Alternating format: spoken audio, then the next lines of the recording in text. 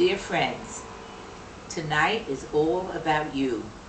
You are the success stories of Camp Judea.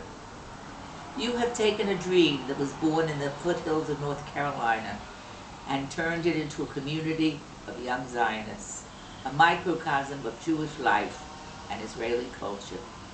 All of you have contributed in your own special way with your ruach, your creativity, or your philanthropy to make Camp Judea the amazing, energetic, spiritual, vibrant, and dynamic community it is today. You should all feel so proud.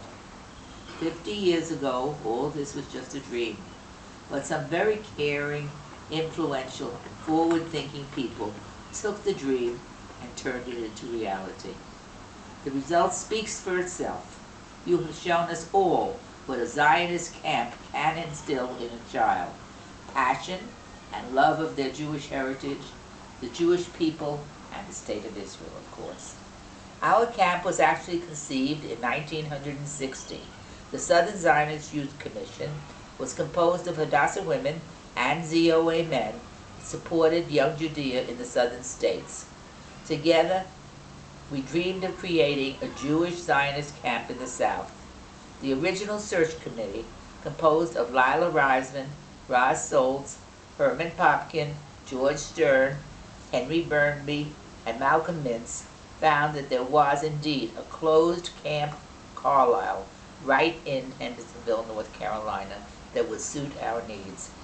The biggest problem confronting us was how to finance the purchase of the camp and turn it into Camp Judea. The Hadassah National Convention that year was held on August 2nd, 1960, at the famous Waldorf Astoria Hotel in the midst of a pouring down hurricane. Dr. Miriam Freund was the national president at that time. Lila and I met with her in the hubbub of the convention and told her the details about Camp Carlisle, which we hoped to turn into Camp Judea. After explaining to her the urgent need to create a venue for our children that would enrich and implement the young Judea concepts that they learn all year round in our clubs, Dr. Freund agreed to allocate $10,000 to purchase the camp.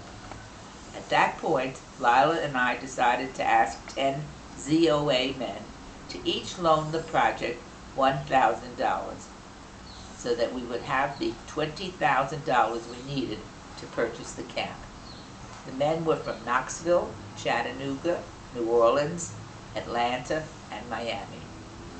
Herman Popkin, who at the time had been the director of Young Judea and had opened his own Blue Star camp in Hendersonville, agreed to help with the logistics of setting up the camp.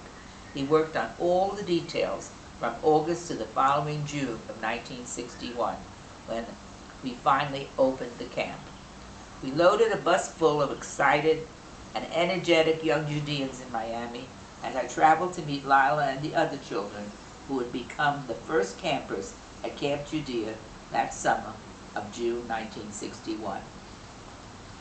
I vividly remember the first Havdalah with the children as we all formed a circle under the stars, and Lila and I literally cried, sang together with the children Shavua Tov, and truly felt like, you guessed it, Henrietta Zoll.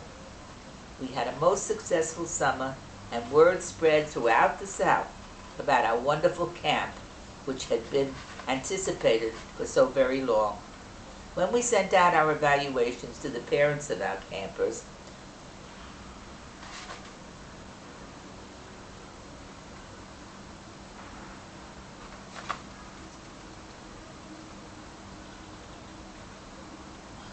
they were full of praise, with the exception of one mother, who was upset. Would you believe? Because her son returned home and insisted that she light Shabbat candles. There were good times and there were hard times. The time when we were warned that the lake was polluted and we needed $10,000 so that the health authorities would allow us to open the camp that summer.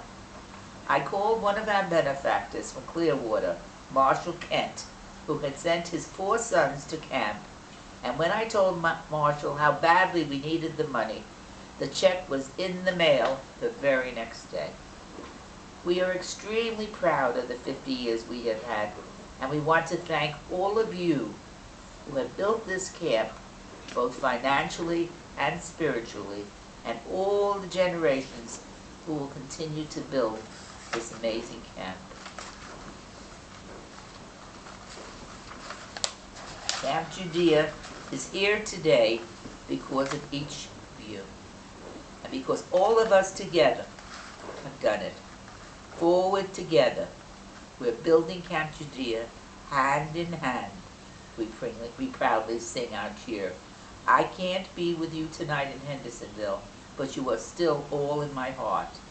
It is about all of you, the generations who have slept in these bunks, sang Israeli songs in that Beta'am, cheered at every Maccabiyah, danced in the Hadarocho, prayed by the lake of sunset to welcome Shabbat. You who are here today, and those of you who have made Aliyah and are here in Eretz Yisrael with me, you all have made this dream a reality, and will continue to dream and build this camp so that your children and grandchildren, just as my children and grandchildren, will feel their Zionism deep in their hearts and a love of Judaism in their souls. Bless you all.